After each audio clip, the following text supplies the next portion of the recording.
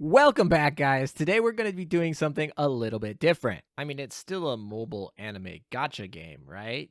They do have waifus. Anyway, today we are going to be playing Yu-Gi-Oh! Master Duel. When I asked you guys if you wanted me to showcase my journey to the highest rank in the game, the overwhelming answer was yes. So here we are. First, a little bit of background. I used to play Yu-Gi-Oh! A lot until I quit, largely because Konami was pretty toxic to its player base. However, quit seemed to be a weird word because I kept finding myself coming back into the game. As any recovering alcoholic will tell you, it becomes hard to stay sober when most of your friends and connections come through the bar. Since that is the mutual interest that brought you together, it's kind of like the default thing that you do when you hang out. So needless to say, my absence from Yu-Gi-Oh! Sometimes has relapses. It has been over 2 years since I've last played a Yu-Gi-Oh! Game, but I figured that this April I would give this game a chance. My friends assured me that it was very free-to-play friendly and well-made. I don't plan on ever spending money on this game, but I'd figured I'd try it out and see if I could achieve the highest rank in the game. I gotta prove I still got it. So if you follow my community tab, you'll know that I did achieve Platinum 1 in less than a month, and I haven't spent a single dime on this game. So this video, I'm going to be showcasing that deck. I'm going to talk about the deck and the deck choices, and I'm going to show a bunch of replays against some of the good decks that I played along my way to Platinum 1. I've only built one deck in Master Duel, so I have no other decks. Every single ranked duel played using this one deck. Of course, the deck evolves over time. In this game, you have to collect the good cards. At the beginning of the game, I certainly didn't have all the good cards I needed for this deck. So some of the replays that you see today might have a little bit different tech choices and some different cards because I didn't have all the cards that I needed to make the deck how I wanted it when I was, ranking up the ladder. The deck profile that I'm going to show you guys today is the actual list that I used when I actually achieved Platinum 1, like the one that got me that final win. But there were some small tech variations along the way as I was collecting more cards. Of course, I wanted to play 3 Max C, and those take a while to accumulate, so for a while I was playing 1 Max C. I think my first duel that I played on rank, I actually played Mechlord Emperor Weisel because I was just trying to find cards to fit into a 40-card deck. So needless to say, this deck evolved over time, and this is what it ended up being. So when I was deciding what deck I wanted to play,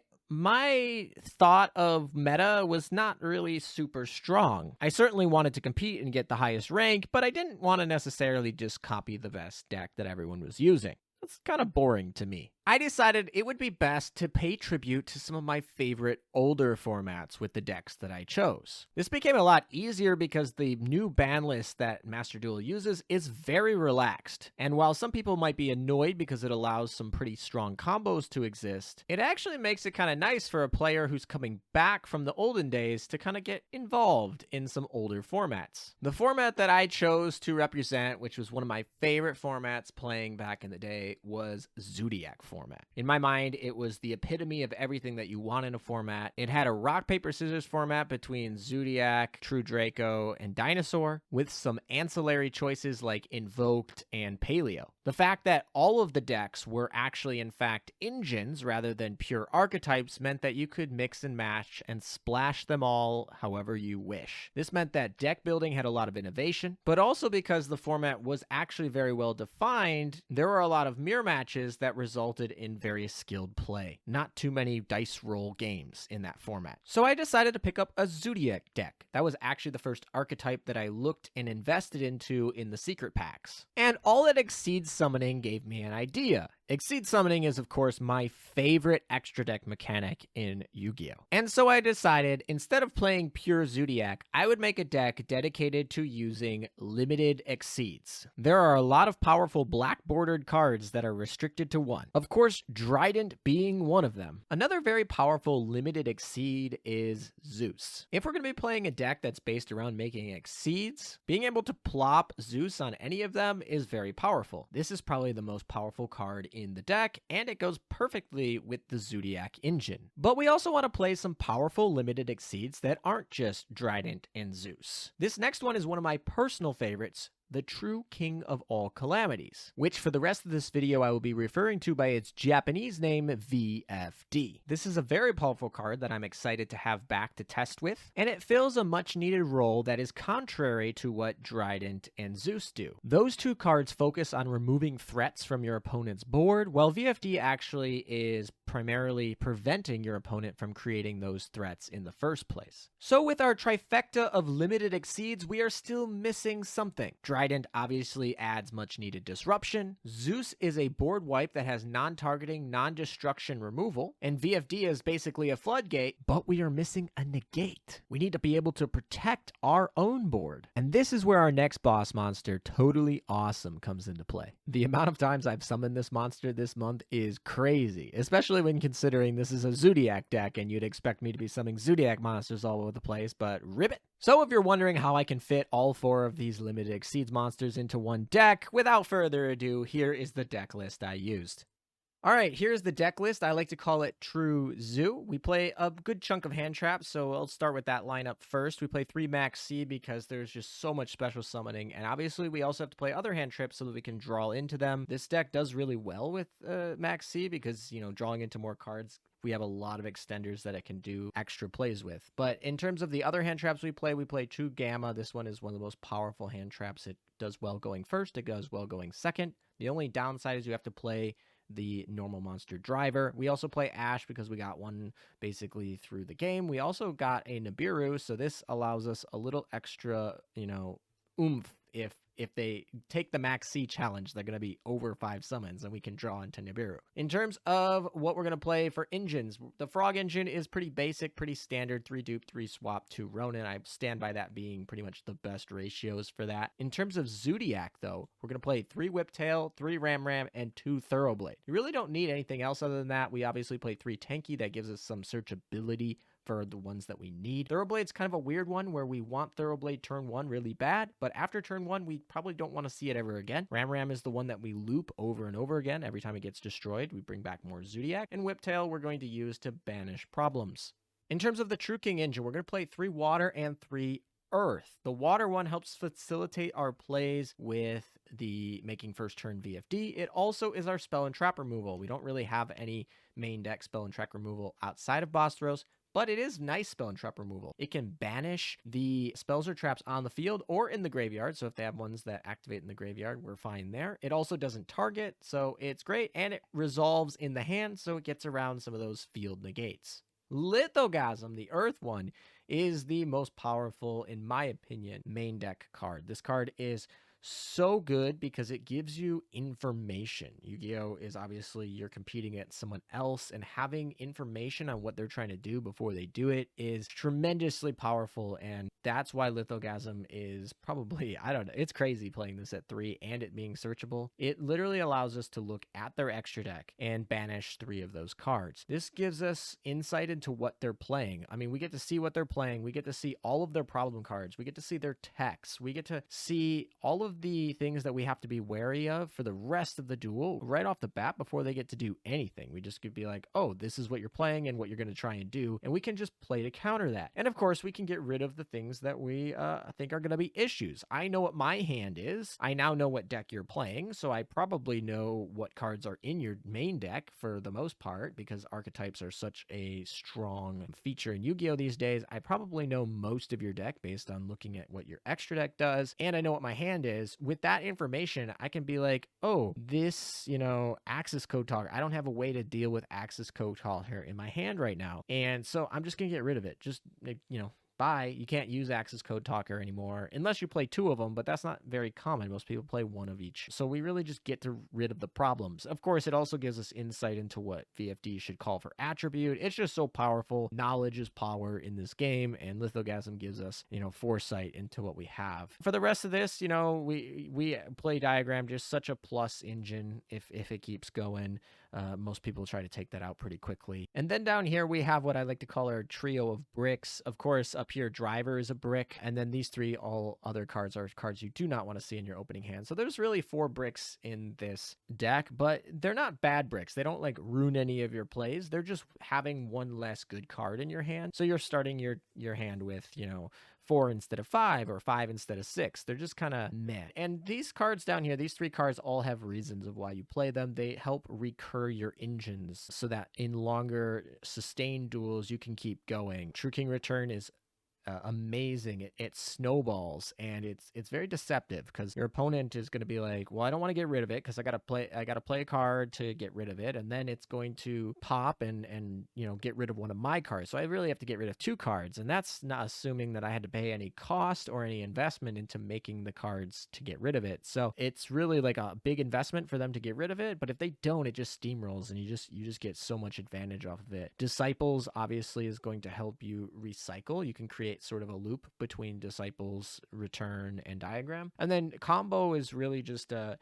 piece that allows you to re-up your Zoodiac engine. There's a few, duels. Obviously, you have a lot of different engines here, and sometimes you don't see all the engines you need. Some games might be just Frogs, some games might be just Zoodiacs. So Combo really helps with revamping Zoodiacs because, they can run out of steam pretty quickly. And it also is kind of interesting in just like bringing Whiptails right from the deck. So it's almost like a search if you can get a Zoodiac monster out. In terms of the extra deck, we play an Omega. This obviously to go with the Gamma. We just really want to cement wins. If we can get Gamma resolved on our turn, we're going to win the duel more often than not. I don't think I've lost a single duel in Master Duel when I've resolved Gamma on my turn. So it's just there to cement those wins. Toad, we talked about, that's our negate. In terms of the Zoodiac lineup, we play 2 Tiger Mortar, 2 Chakanine, and one of the other 3 names. Drytron, obviously, if we could play more, we would. Broadbow is kind of this interesting one where it went from back when Zoodiac was tier 1, it was the weakest Zoodiac extra deck monster, but now it's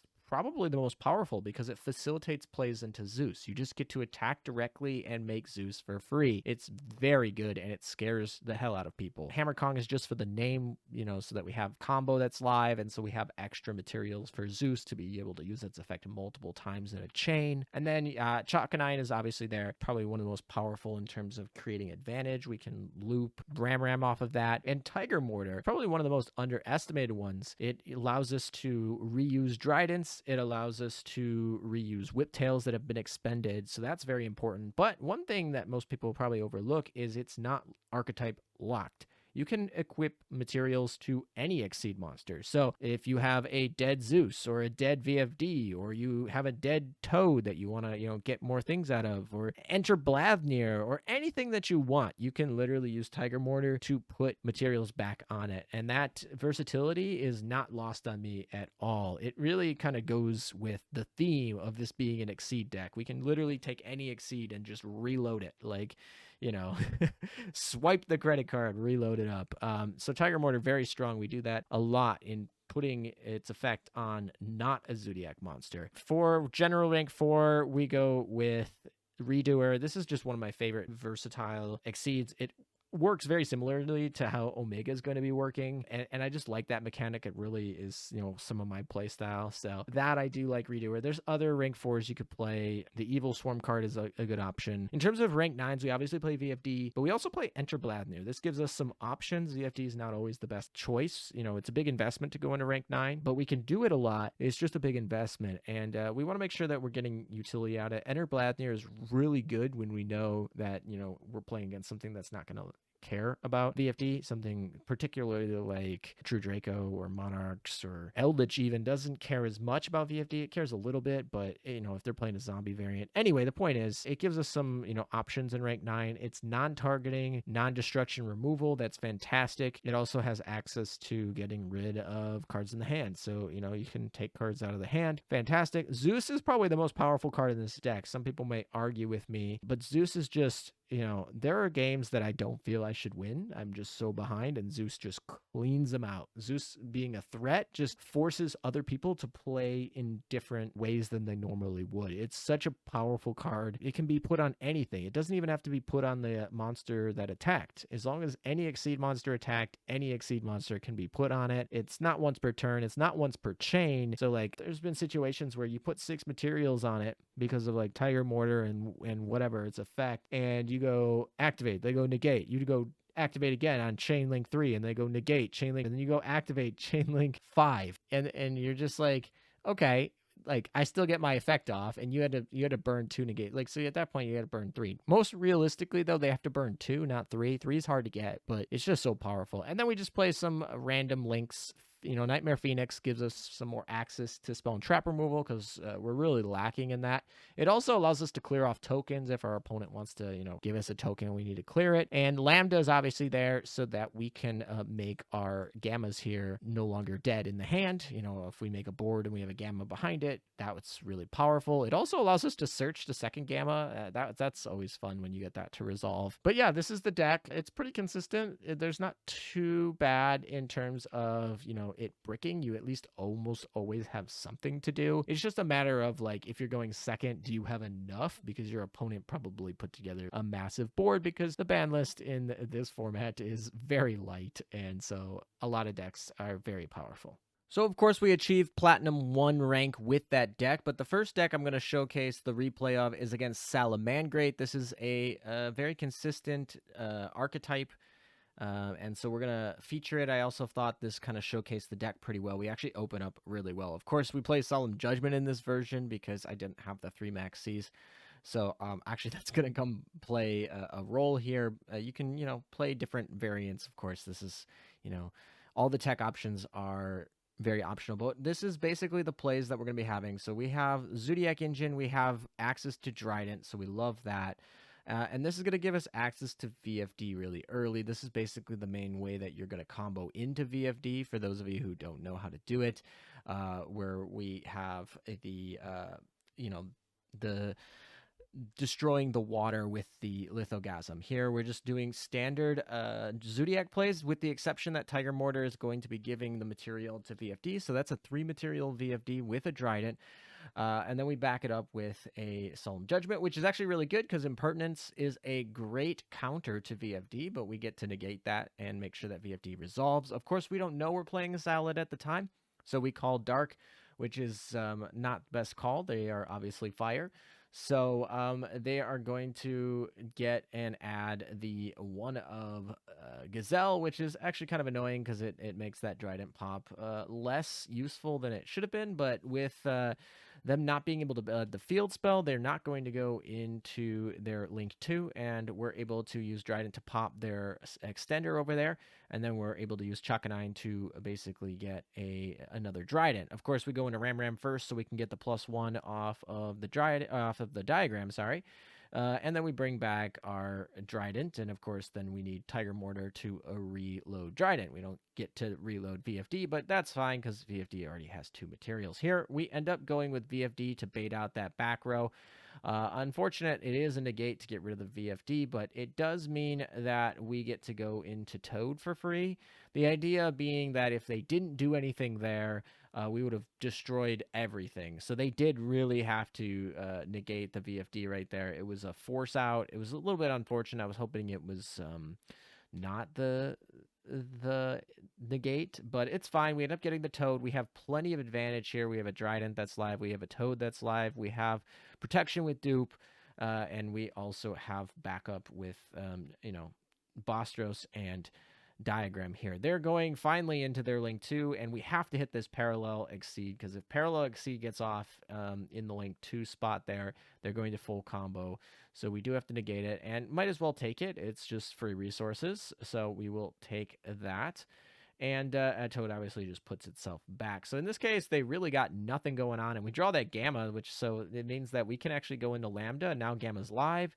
We're going to use Diagram, and we're going to pop Bostros, and then we're going to trigger the Link 2's effect, knowing full well that we have Lambda and Gamma, and with that, now we actually just have game, which was, yeah, he just scoops it up right there. So that was actually a really fun way to end that one. Next up, we have Eldlich here. This one is not in Platinum. I think I played this one in Gold, so not necessarily a perfect deck list here. But yeah, so this one we are going first again. Always nice when you get to open up. We have dupe plus Diagram. I like this, just showcasing that we can get into a lot of things. This obviously gets our swap, it gets our water, so this means we can go into Toad. Of course, here we have Lithogasm, so there's no point in going into Toad. So we go into VFD here to get our big boss monster. And when I say no point in going to Toad, I was completely wrong, because just like here, Eldlich doesn't really care about this VFD. It just pops the VFD. It sets a bunch of back row. The VFD did absolutely nothing in that matchup. I guess it saved me some life points, but the Toad would have been drastically better. So anyway, we're going with our backup play to go into Zoodiac, which is just fine.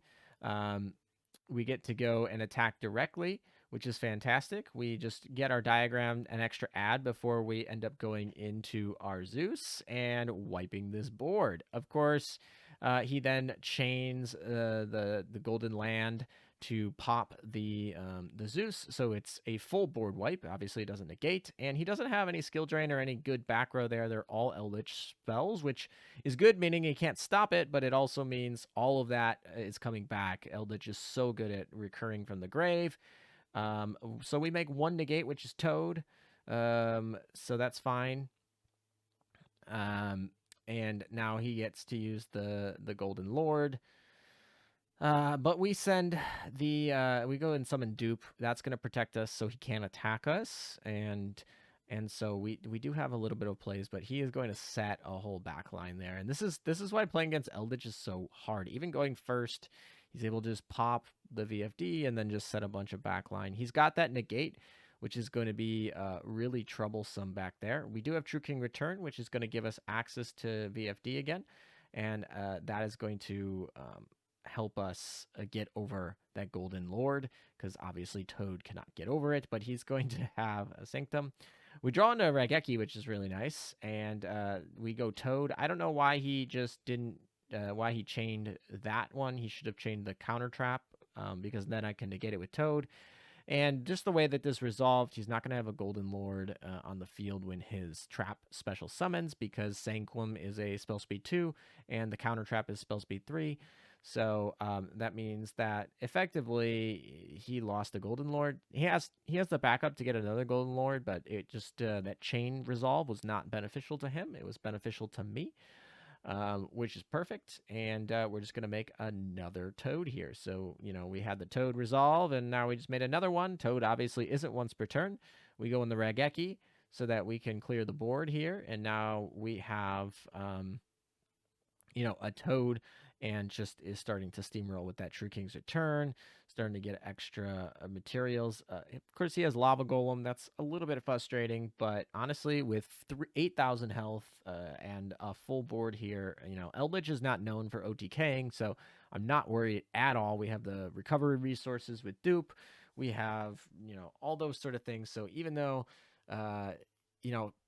I'm not scared of dying here, but he is getting back in the game a little bit with some recursion resources. But I just, he, like I said, he's just still has to get through all of these bodies. He doesn't have a great way to get through them. And the Lava Golem, ironically, we're protecting the Lava Golem with the Dupe, which means that the Lava Golem is going to be able to get over that Golden Lord when it goes down.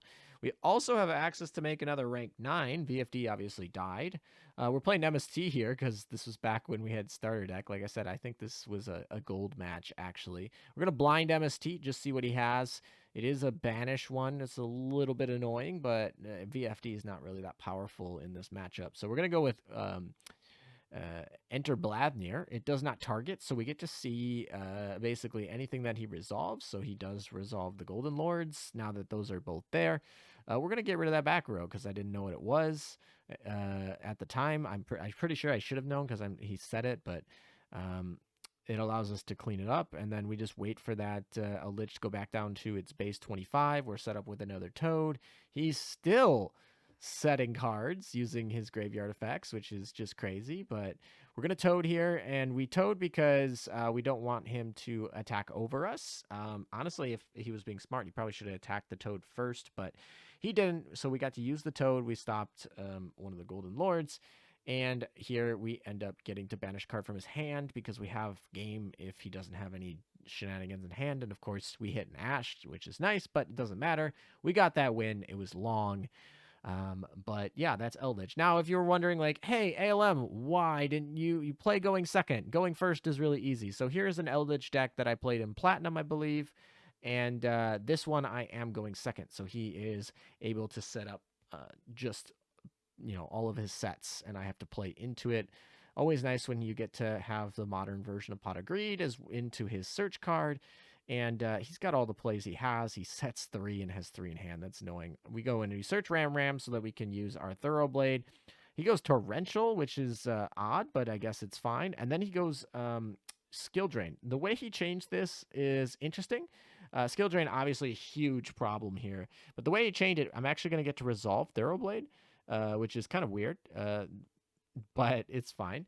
He ends up having the Golden Land. I'm not sure why he activated this here. He obviously doesn't have a Golden Lord, so it doesn't get to pop the diagram. Maybe he just forgot.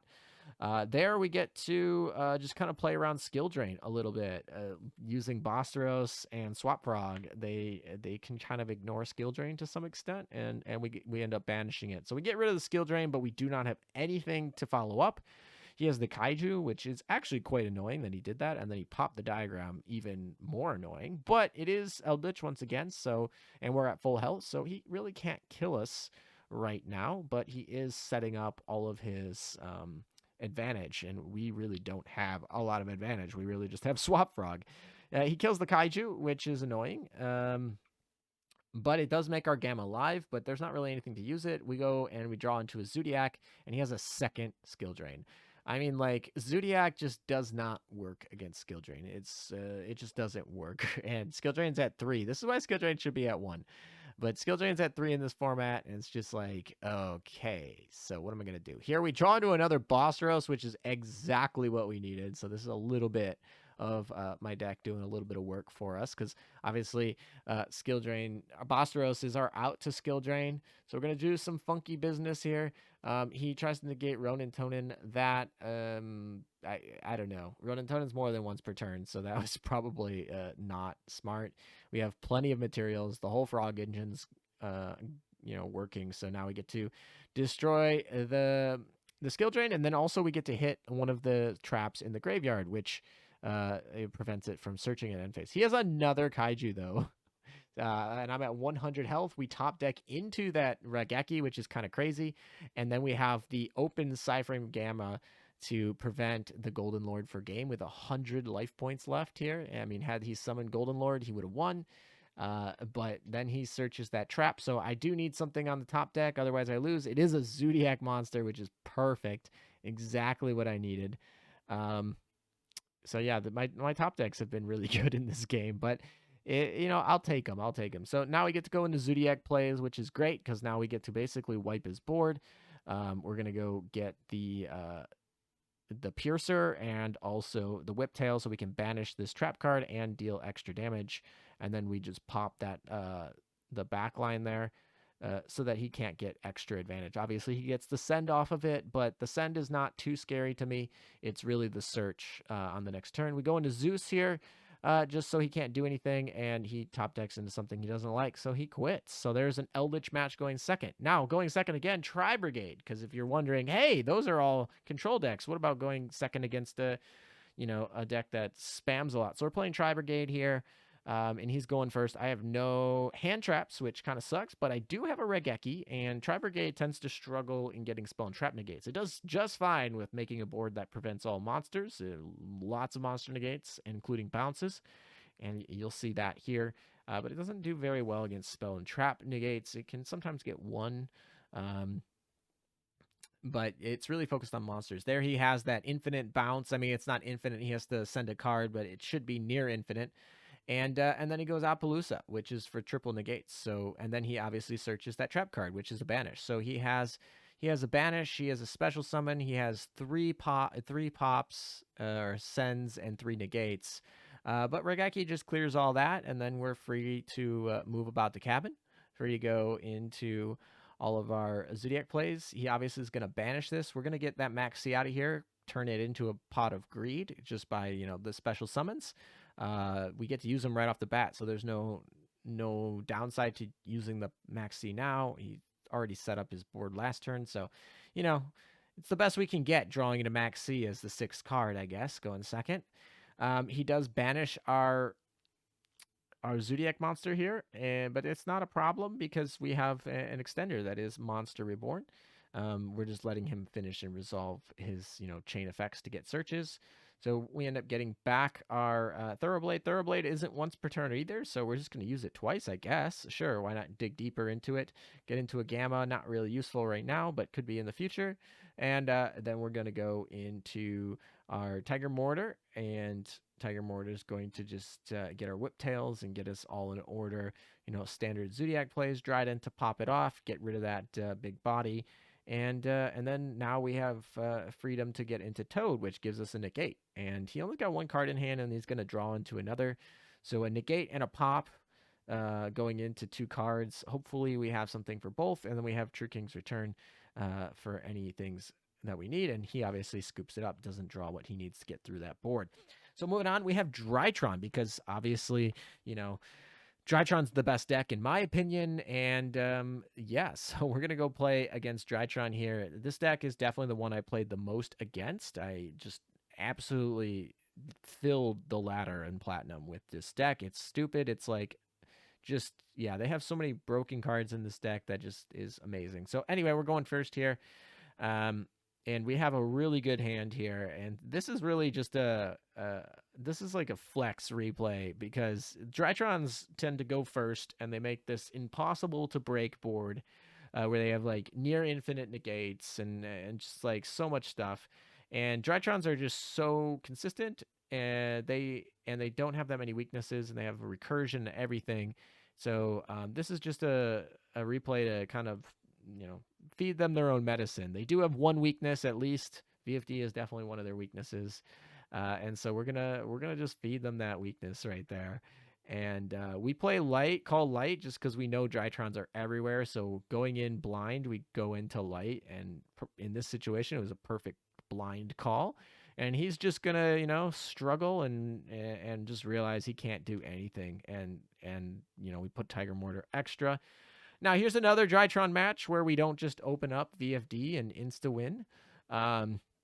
This is one where we actually drew pretty bad. This was a really good match, this right here.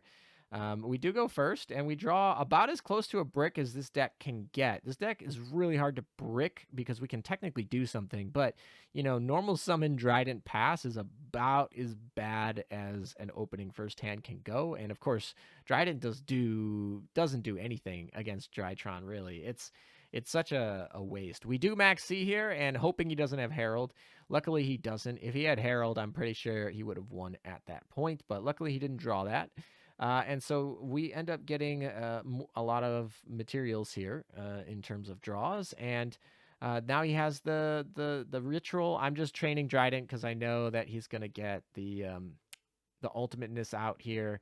And so it's, Drytron's going to be completely dead. Might as well lose him some resources, so that's fine. Here we activate Whiptail, forces him to get the ultimateness because obviously ultimateness he doesn't want it to get banished. Fortunately, it's an attack mode because he had to get rid of Drytron, which means Litho is a threat, and he has to negate Litho. So we only have really 2 more to go. So then we go into the spell here. Maybe he was thinking I was playing True Draco, and this was a threat, but honestly, that was probably one he probably could have let go. So now we get to go normal summon our Zoodiac engine. We attack into it. We go try to banish the Whiptail. I didn't actually expect that to work.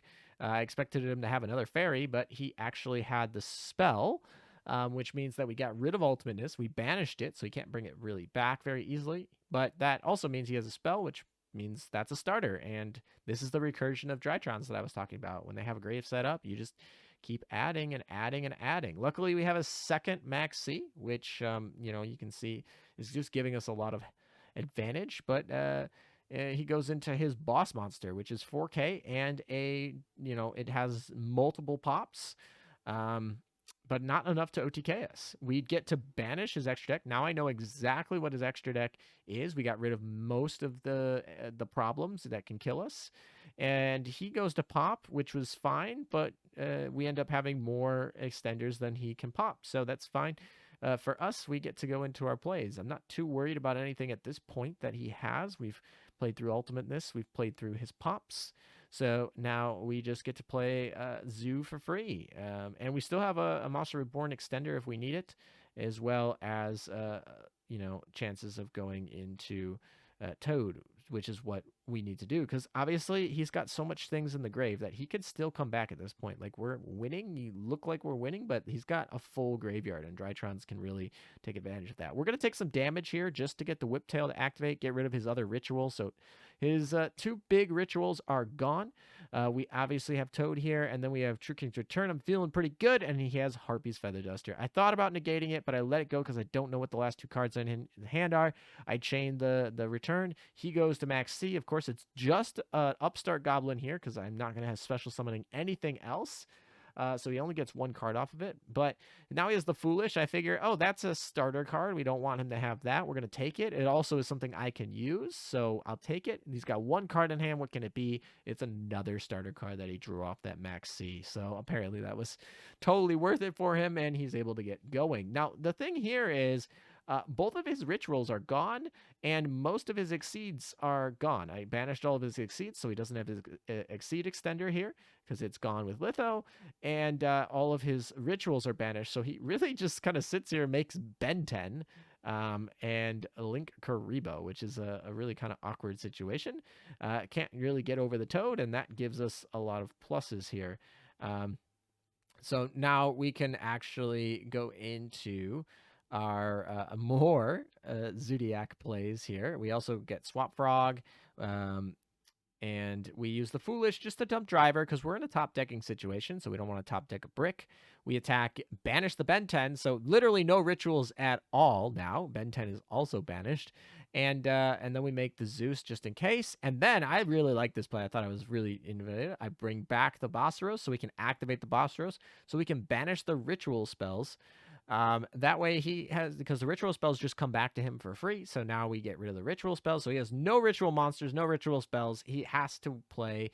He has no exceeds because we banished it with Litho. So I know for a fact right now he's only got 1 path to victory, and that is Axis Code Talker. So if he has 4 materials on the field, we just Zeus. That's literally it. He's less than 3,000. So we just have to sit here, protect Zeus with the Toad, and just keep him under 4 materials, and that's his only win con. I know he has a unicorn as well, but right here he has no cards in hand, so I can just negate it. It doesn't really matter.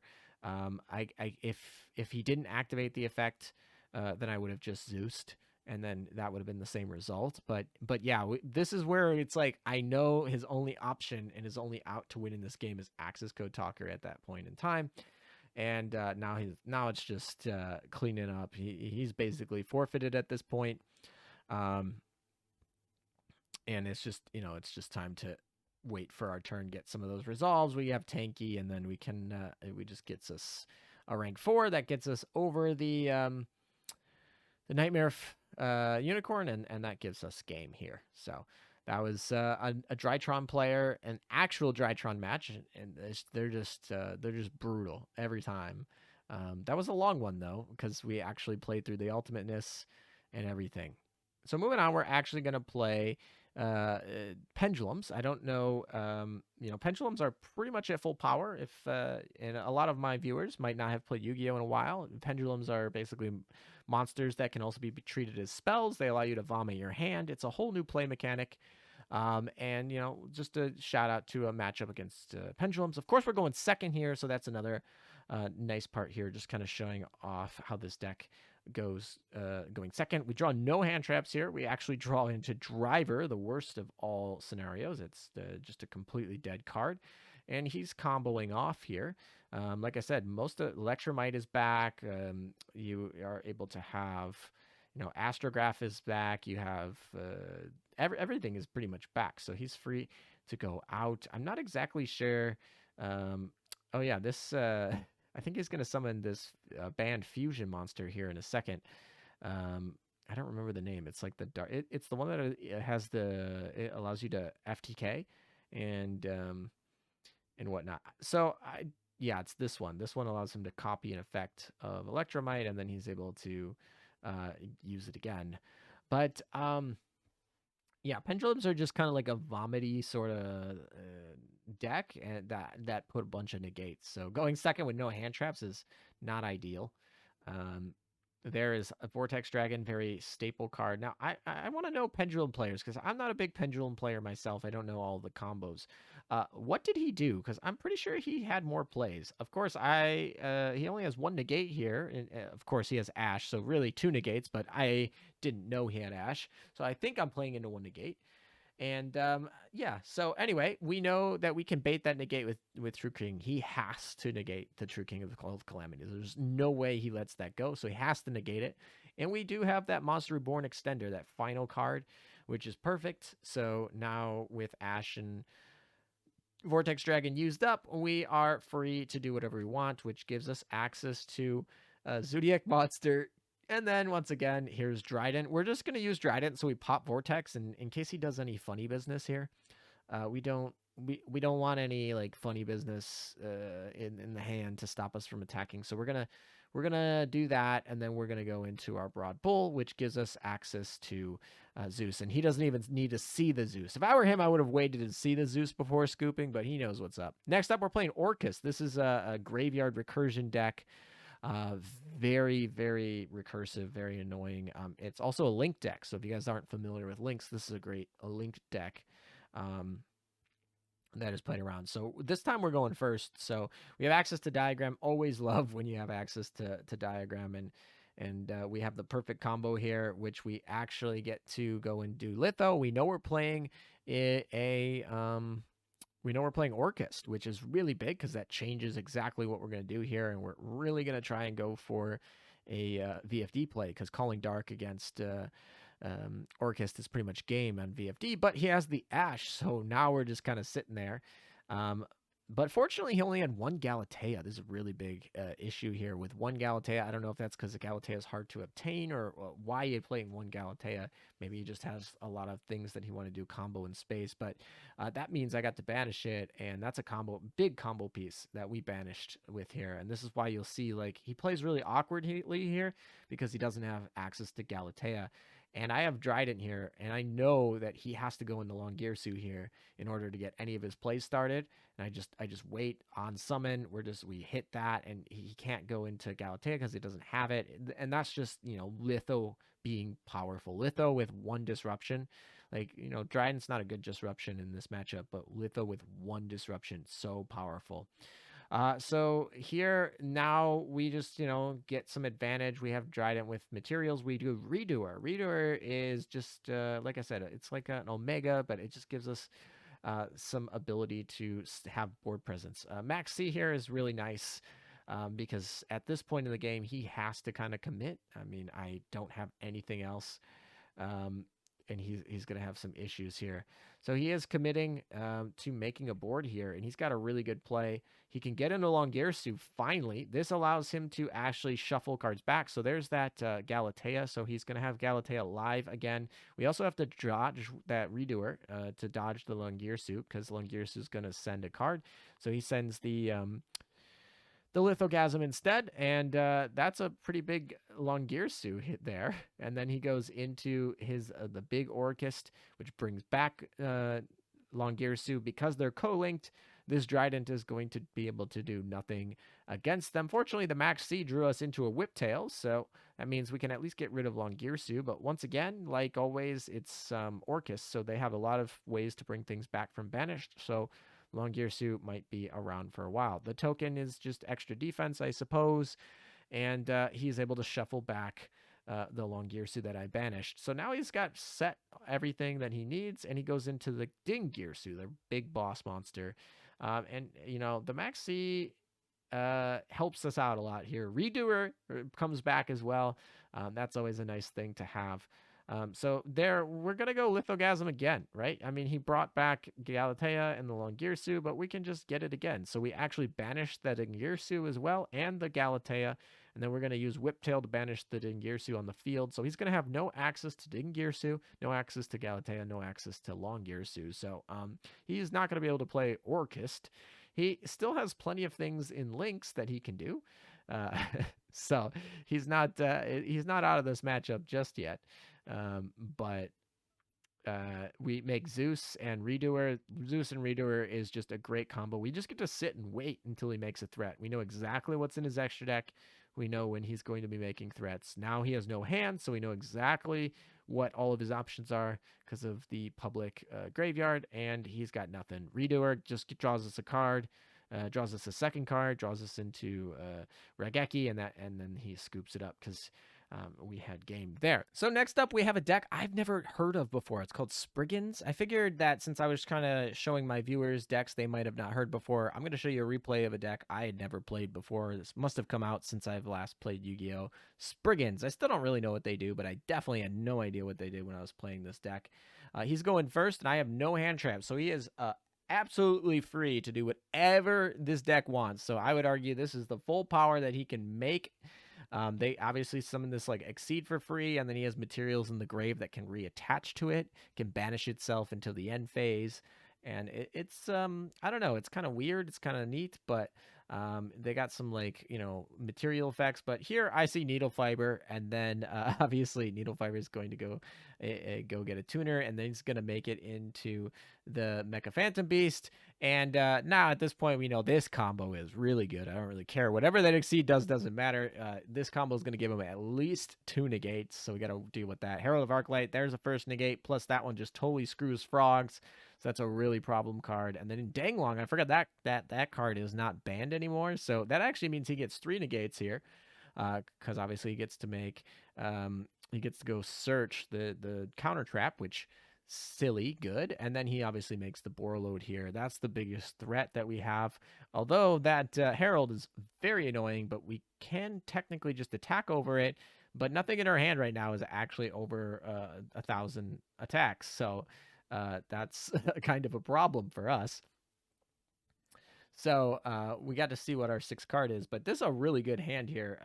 And we draw into Max C. 6-card Max C is great, but we do have Tanky. Tanky gets us to something that's over 1,000. We go into Boroboard. That's actually something that scares him because that means Zeus is active. So he actually bounces to prevent it from attacking, but, it's Zoodiac. We're just going to summon a new monster on it. The Drytron can attack. It can go over the Herald. It's not something that activated, so Herald he just loses that negate. Then we try to pop the Borreload because that's a threat. He has to negate it. And that means that we're free to then try and go to Toad. At this point, like making a Toad at this point, letting Toad resolve would be a big issue for him. So this is probably the best negate he can do, but it does not get rid of the Swap Frog. It just negates it. And then we have Drytron, and Drytron can pop the Ram Ram. Ram Ram can bring Zoodiac again, and we are free to go into Zoodiacs. Of course, we are going to go and get Ram Ram first because let's loop it so that we can use Litho. This is so I can actually figure out what his deck does because it actually sends, Spriggans from the extra deck to the graveyard or whatever. And I had no idea what cards were waiting for me in there. But now I have read every card in his extra deck. I spent a bunch of time doing that, figuring out what I'm playing, and I know what he has. And I got rid of basically anything that could be an issue. We end up going into Zeus, and we take a neg in our field because Borreload is just too much of a problem. We have to get rid of it while its effect is expended. So we wipe the board. He has a lot of recursion here. The Spriggans actually have a bunch of recursion. But I'm not too worried because I took away all of his teeth, basically. He's kind of like toothless. He can't do much because they're all banished with Litho. And so, yeah, he then banishes to prevent Zeus from attacking. I'm thinking, okay, we got Toad for free. Nope, called by the grave. It's going to ruin that day. So we're just going to take our Swap Frog back because we can't make Toad. And we'll try again next turn, I guess. He gets to activate his Fusion's effect. And that actually allows him to do some searching, which means that he's going to be able to out Zeus soon. But we do Max C here. That is going to hopefully lock him into just staying there. We get it to be an Upstart Goblin, which is good enough for me. And he's just going to pass on that and wait. He does have a way to pop Zeus. And that's kind of a problem, but we end up drawing into Raigeki, which forces him to actually use that pop on Zeus. He probably would have loved to save it for my extension plays, but at this point, he might as well use it on Zeus because it's going anyway. And this gives us free reign to actually make the Toad, because now he's got no call by the grave, no sets, no nothing. So we're free to move about. And we do make the toad. Finally got that negate, and we have a normal summon, so we do get to go into a full Zoodiac play. You know, Chalk 9 getting us back Ram. That's definitely the thesis here. We're gonna attack here before we summon the Trident in, you know, defense mode, and then we're gonna wait till end phase to pop his monster, and so that he has it. And for him, that's too much. He scoops it up. You know, we stop that recursion with the Trident, and that is that fun match. I wanted to end it on a fun one because, you know, it's whatever. But anyway, those were some of the replays that I recorded. Thank you guys for watching. I hope you enjoyed this little bit different content. If you guys want me to play Master Duel here on YouTube more or on Twitch, please let me know down in the comments, or just let me know what your favorite deck to play in Master Duel is and what rank you've gotten with it. Take care, and until next time.